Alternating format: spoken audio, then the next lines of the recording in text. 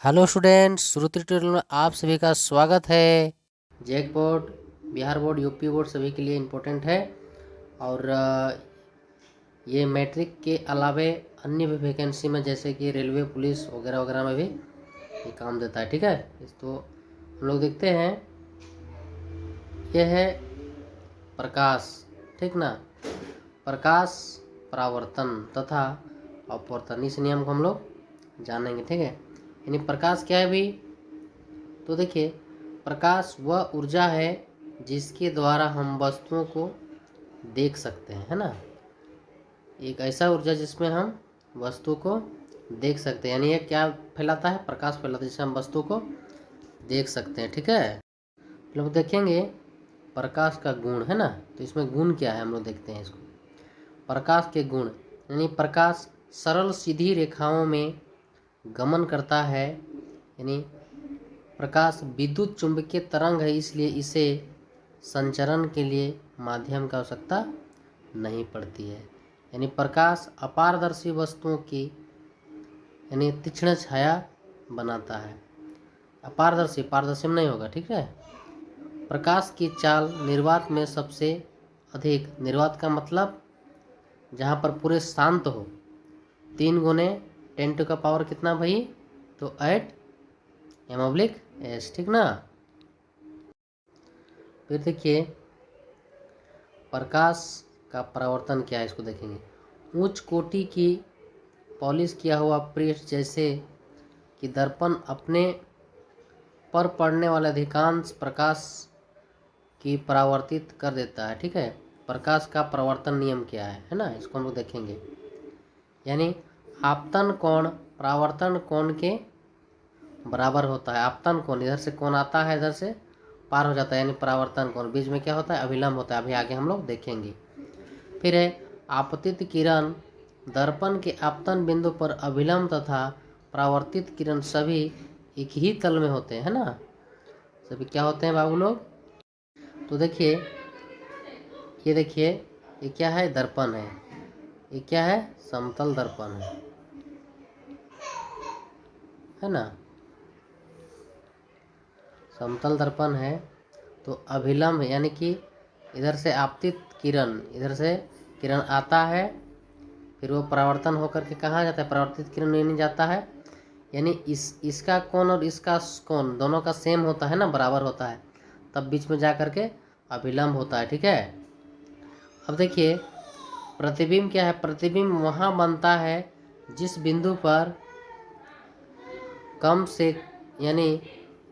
से 2 परिवर्तित किरणें प्रतिच्छेद होती है या इसे प्रतिच्छेदित प्रतीत होती है। ठीक है, फिर देखिए प्रतिबिंब इसमें 2 प्रकार से है, यानी एक है वास्तविक प्रतिबिंब, एक है आभासी प्रतिबिंब। आभासी क्या मतलब होता है? काल्पनिक, है ना। क्या होता है? काल्पनिक, यानी उसका प्रतिबिंब अनंत पर बनता है, थोड़ा दूर में बनता है, जो हम लोग जल्दी नहीं देख सकते हैं। तो वास्तविक प्रतिबिंब क्या है? यह तब बनता है जब प्रकाश की किरणें वास्तव में प्रतिच्छेद होती है। और इसमें है आभासी में क्या है? यह तब बनता है जब प्रकाश की किरणें प्रतिच्छेदित प्रतीत होती है। ठीक है, इसे पर्दे पर प्राप्त कर सकते हैं, इसे पर्दे पर प्राप्त नहीं कर सकते हैं। ठीक है, वास्तविक प्रतिबिंब उल्टा बनता है, आभासी प्रतिबिंब क्या होता है भाई? सीधा बनता है। ठीक है, तो देखिए आभासी एवं सीधा बनता है। प्रतिबिंब का आकार वस्तु के आकार के बराबर होता है।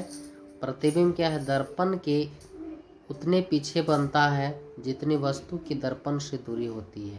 यानी प्रतिबिंब पार्श्व परिवर्तित होता है। पार्श्व बोले तो श्रेणी क्रम में, है ना। पार्श्व क्या है?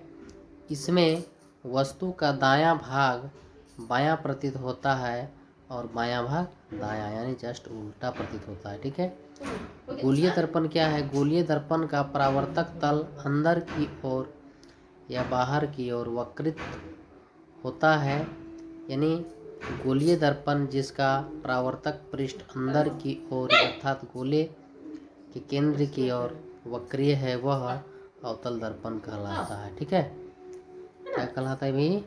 अवतल दर्पण। तो देखिए गोलीय दर्पण जो होता है ना, ये दो प्रकार से होता है। एक होता है अवतल का, ठीक है, इधर से पेंट लगा हुआ है इधर से बस, और एक होता है भीतरी भाग, इसका जो गढ़ा भाग है उसमें पेंट लगा हुआ रहता है। तो गोलीय दर्पण जिसका परावर्तक पृष्ठ बाहर की ओर वक्रित है, उत्तल दर्पण कहलाता है ना। हम लोग थोड़ा जानेंगे कि गोलीय दर्पण में, देखिए गोलीय दर्पण में सामान्यतः प्रयुक्त होने वाले कुछ शब्द है। ठीक है, कहने का मतलब ये क्या है, अवतल दर्पण है, इसको अगर हम उत्तल बनाना चाहेंगे तो उत्तल भी बनेगा। देखिए सी को बोलते हैं वक्रता केंद्र, है ना, क्या है, वक्रता केंद्र बोलते हैं। ठीक है, या त्रिज्या। ये एफ है फोकस, क्या है बाबू, फोकस दूरी। ठीक है, और ये क्या है, पोल है, पोल का मतलब होता है ध्रुव, ठीक ना। और एम का मतलब होता है जैसे वस्तु का, इसमें यहाँ पर वस्तु रख दे तो वस्तु का ये माथा है ना। ठीक है, वही फॉर्मूला फिर नीचे भी होता है। ठीक ना। तो देखिए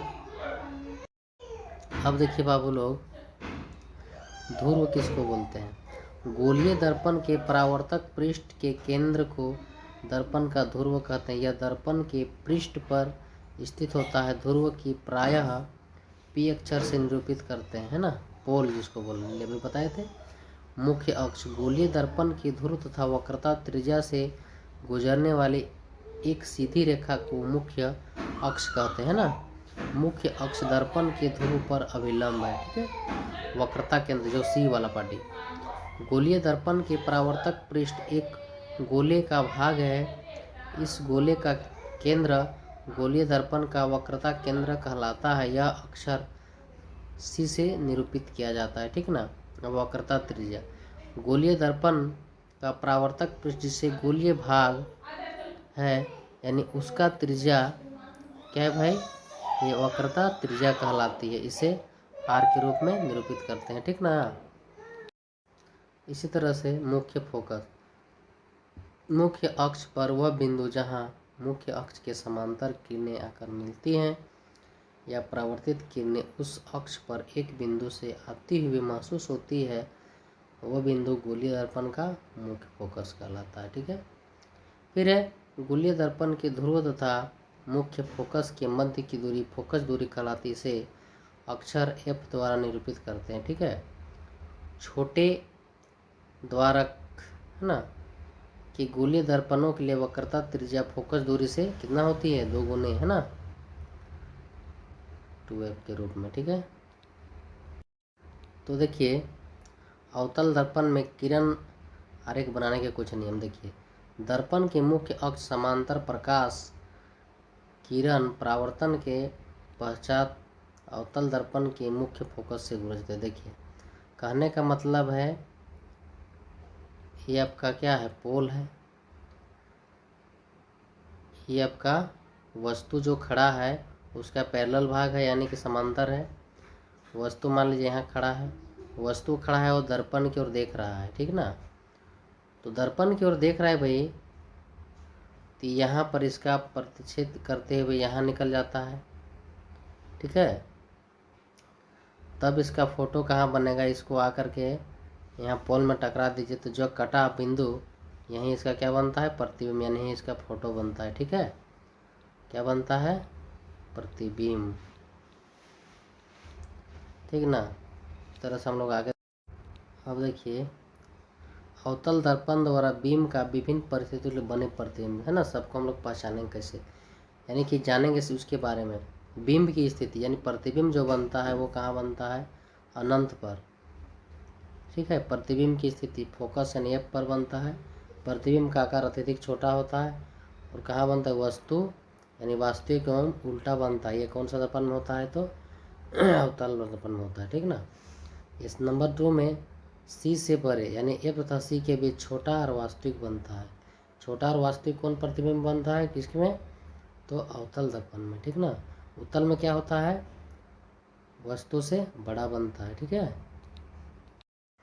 देखेंगे हम लोग मान लीजिए अवतल दर्पण जो है इसका उपयोग हम लोग कहाँ करते हैं, ठीक ना, इसके बारे में तो जानना होगा ना कि भाई अवतल दर्पण का उपयोग कहाँ करते हैं। तो अवतल दर्पणों का उपयोग सामान्यतः टॉर्च जो हम लोग हैंड सेल यानी कि हाथ में जलाते हैं और रात में जलाते हैं टॉर्च, और सर्च लाइट है, वाहनों की हेडलाइट, ठीक है, अवतल दर्पण के लिए बोल रहे हैं वाहनों की हेडलाइट जो आगे रात में हम लोग जलाते हैं, में प्रकाश का शक्तिशाली समांतर किरण पुंज प्राप्त करने के लिए किया जाता है। क्या होता है उसमें, क्या होता है, सामने में एकदम साफ साफ दिखता है, दूर में स्पष्ट नहीं दिखाई देता, लेकिन उसका फोकस बहुत दूर तक जाता है, ठीक है। दंत विशेष अवतल दर्पणों का उपयोग मरीजों के दांतों को बड़ा प्रतिबिंब देखने के लिए करते हैं, यानी दांत वाले जो डॉक्टर होते हैं वो लोग भी इस दर्पण का उपयोग करते हैं, ठीक है, जिससे दांत का भाग बड़ा बड़ा दिखे सामने से, ठीक ना। फिर है क्या बाबू लोग, इन्हें प्रायः चेहरे का बड़ा प्रतिबिंब देखने के लिए शेविंग दर्पणों के रूप में उपयोग किया जाता है। इसको शेविंग के दर्पण में उपयोग किया जाता है। सौर भट्टियों में सूर्य प्रकाश के केंद्रित करने यानी को केंद्रित करने के लिए बड़े अवतल दर्पणों का उपयोग किया जाता है। क्या है ना कि हम लोग इस पॉइंट को थोड़ा सा बारीक से देखेंगे जो हमें आने वाला समय भी काम में आएगा, ठीक ना।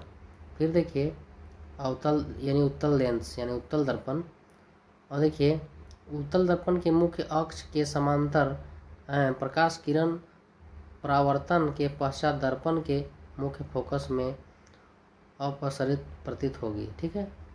ये आपका कौन है, तो अवतल दर्पण है यानी उत्तल दर्पण है, ठीक ना। इसका दर्पण के जो पेंट साइज में है उधर इसका क्या बन रहा है, इसका परछाई बनता है, ठीक है। फिर देखिए हम लोग आगे चलेंगे तो उस समय देखिए बताए थे हम उत्तल दर्पण के लिए, ठीक ना। अब हम लोग देखेंगे उत्तल दर्पण में बने प्रतिबिंब की परिस्थिति स्थिति इसका क्या है, ठीक है, जानेंगे। तो प्रतिबिंब की स्थिति यह अनंत पर बनता है।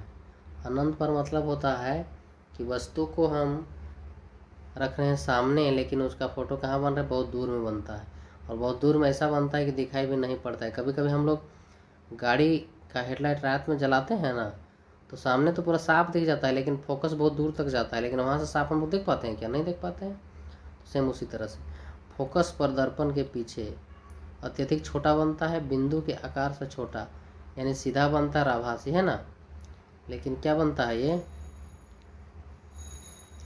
आभासी बनता है। आभासी माने काल्पनिक बनता है, ठीक ना।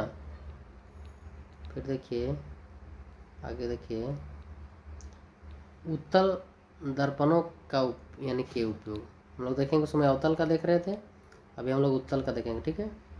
तो उत्तल दर्पणों का उपयोग देखिए, उत्तल दर्पणों का उपयोग सामान्यतः वाहनों में किया जाता है। इसमें ड्राइवर अपने पीछे के वाहनों को देख सकते हैं। उत्तल दर्पणों को इसलिए प्राथमिकता दी जाती है क्योंकि ये सदैव सीधा तथा छोटा प्रतिबिंब बनाते हैं, ड्राइवर को अपने पीछे के बहुत बड़े क्षेत्र को देखने में समर्थ बनाते हैं।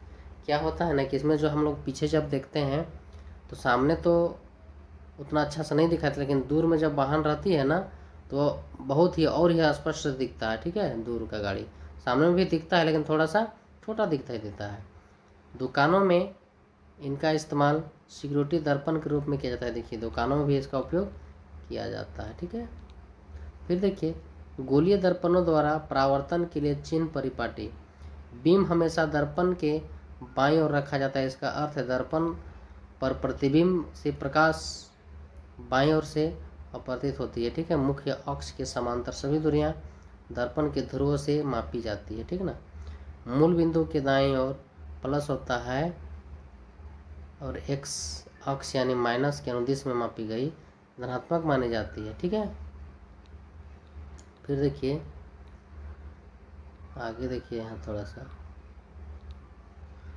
बीम की दूरी को क्या बोलते हैं भाई, किससे सूचित किया जाता है, तो यू से सूचित किया जाता है। ये हमेशा ऋणात्मक होती है। अवतल दर्पण की फोकस दूरी हमेशा ऋणात्मक होती है। अब देखिए इसका सूत्र देखिए, ठीक है, लोग इसको थोड़ा सा ध्यान देंगे। देखिए दर्पण सूत्र है, क्या है, दर्पण सूत्र, है ना। तो 1/u यानी 1/v प्लस 1/u बराबर 1/f। यानी देखिए v को क्या बोलते हैं, प्रतिबिंब की दूरी, u प्रतिबिंब की दूरी, और u को बोलते हैं वस्तु दूरी, है ना, और f को बोलते हैं फोकस दूरी। u को क्या बोलते हैं बाबू लोग, तो वस्तु दूरी, वस्तु दूरी, ठीक है। आवर्धन m जिसको बोलते हैं, ठीक है।